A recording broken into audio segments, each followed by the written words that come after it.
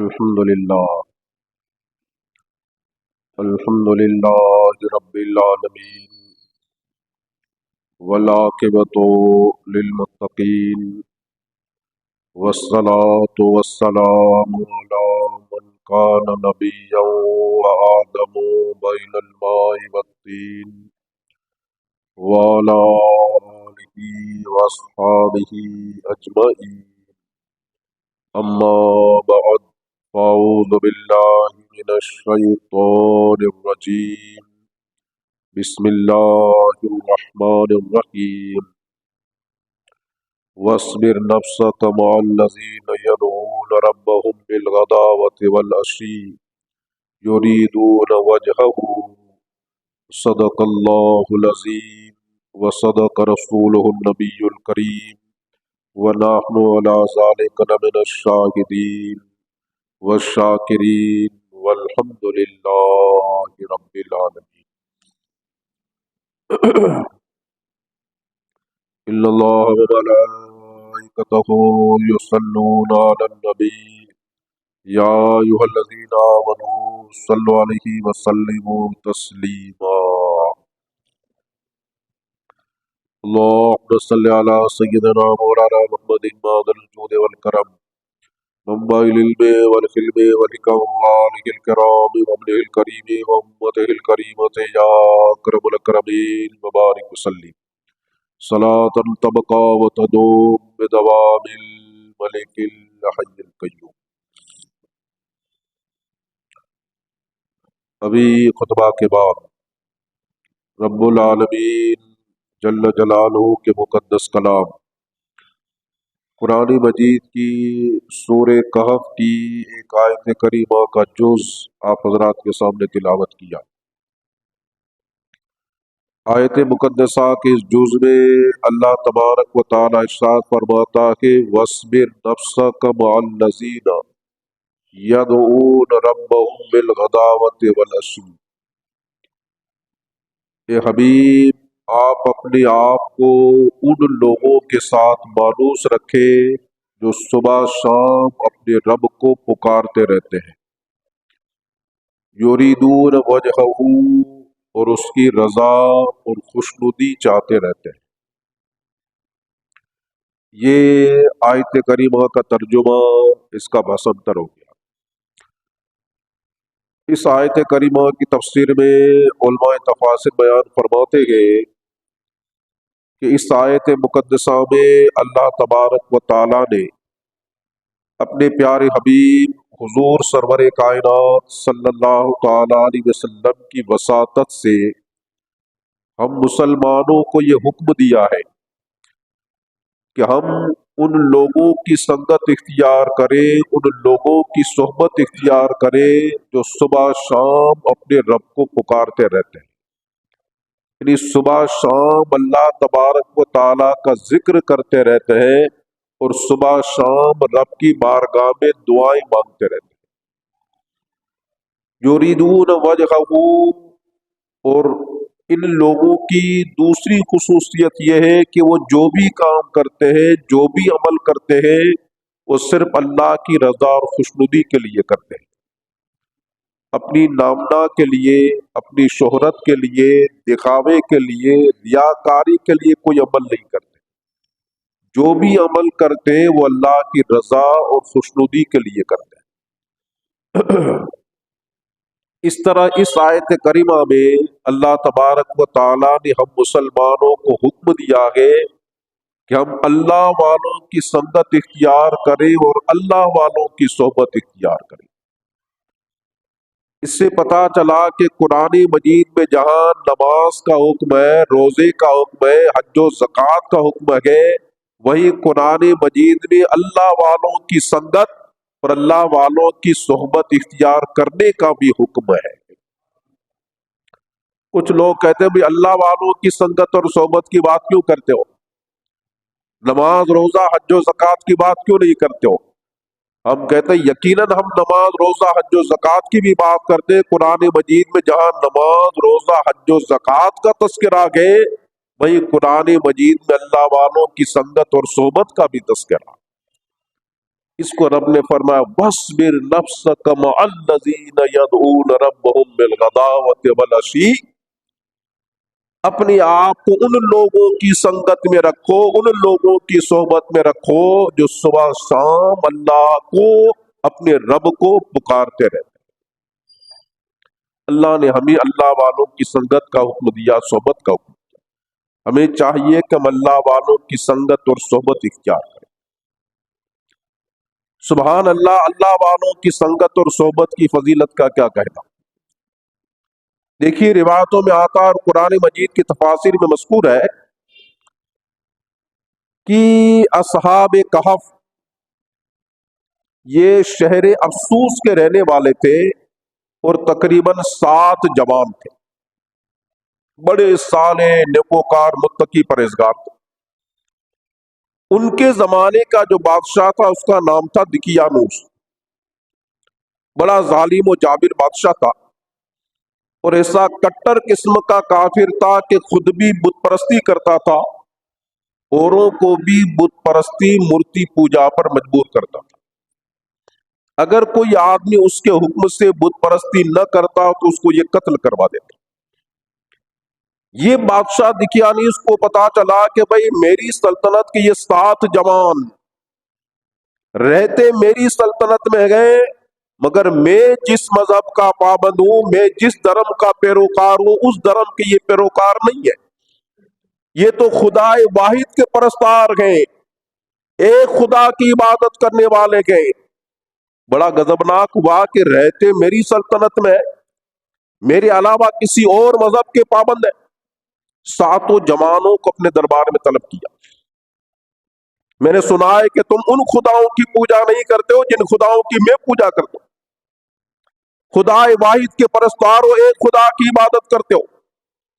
اب میں تمہیں حکم دیتا ہوں کہ چند دنوں میں اپنا مذہب تبدیل کرو، چند دنوں میں دھرم پریورتن کرو، اپنا مذہب اپنا دھرم چھوڑو، میرے مذہب میں داخل ہو جاؤ۔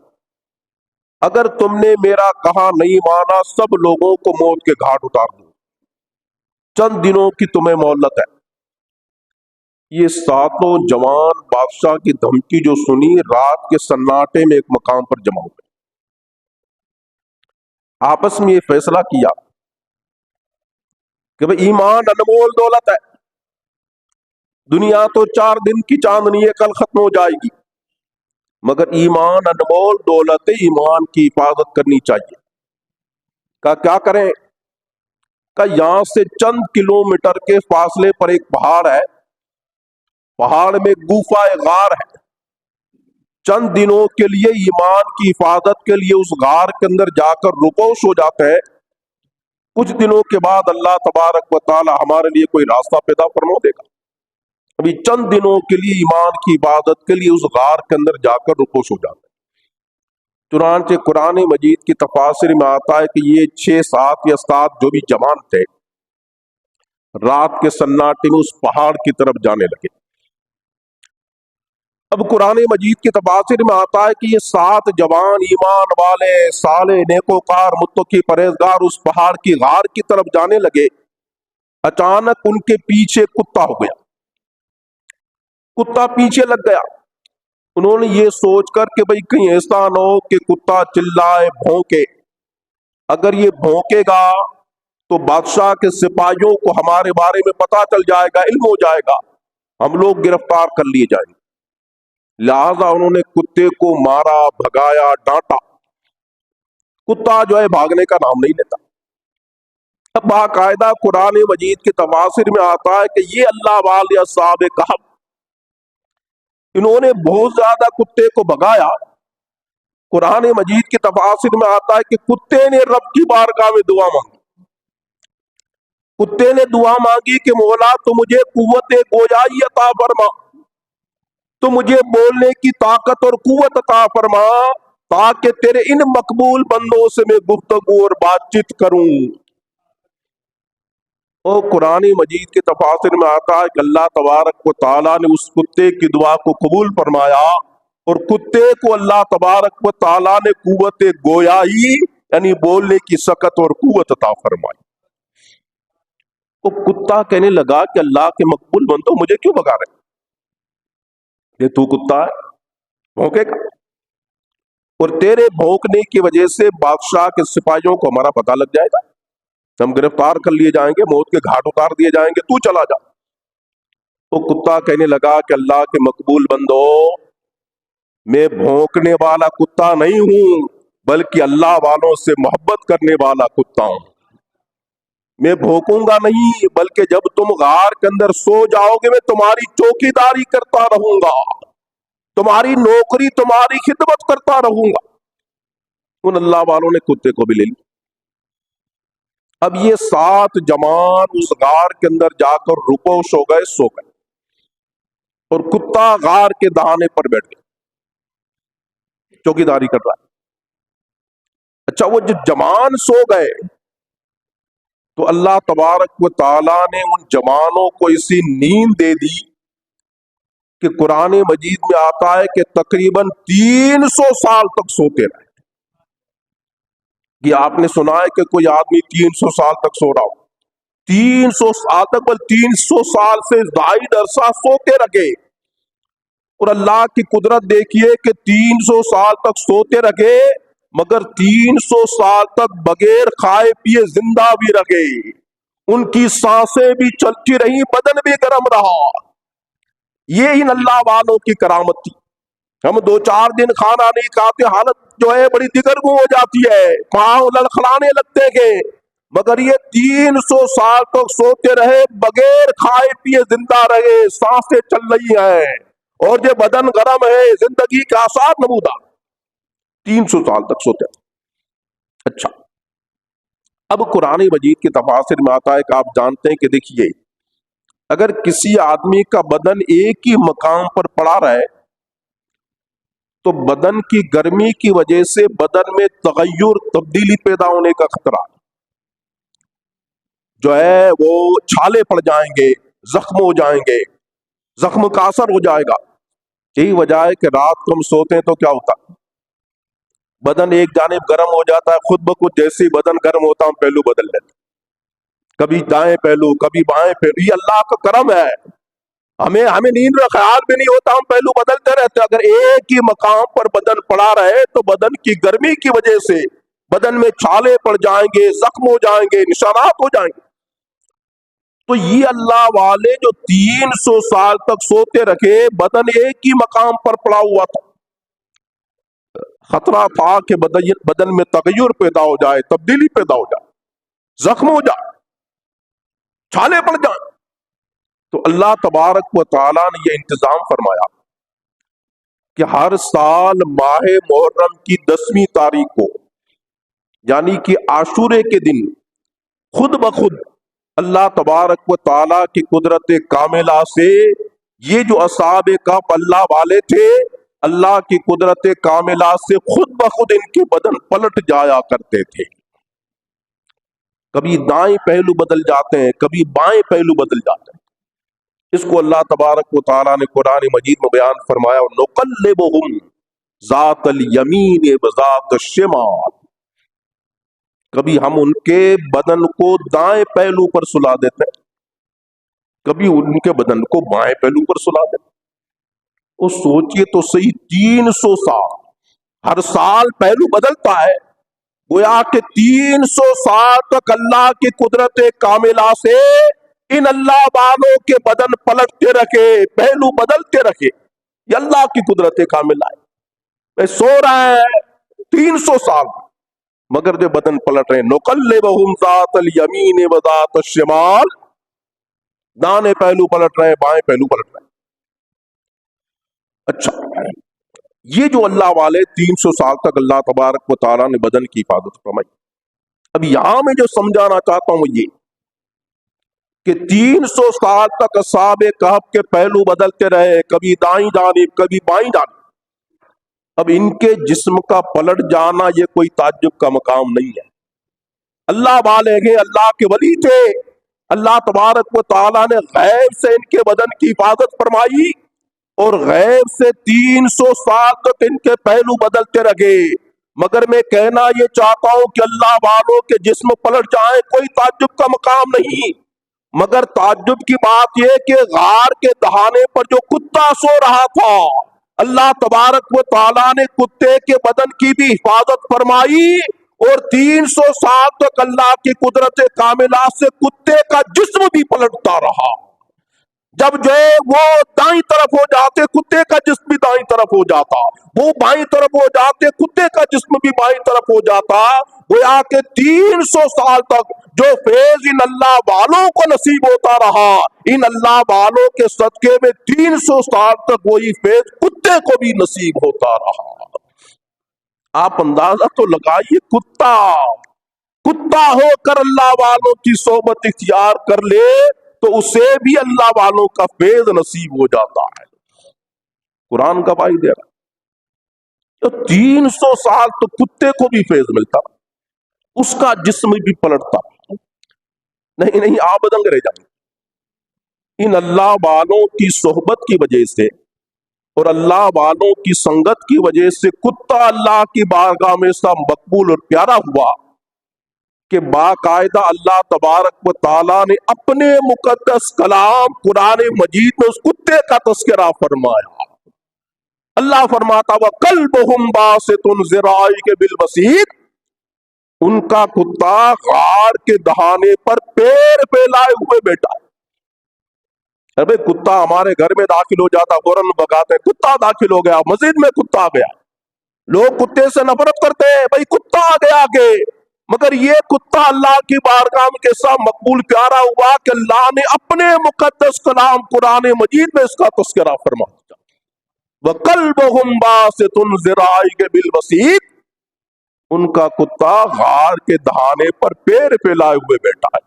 بھئی اللہ ہو کر اپنے مقدس کلام قرآن مجید میں کتے کا کیوں تذکرہ فرما رہا؟ اللہ والوں سے نسبت حاصل ہو گئی ہے، اللہ والوں سے تعلق حاصل ہو گیا ہے۔ نہیں آپ دنگ رہ جائیں۔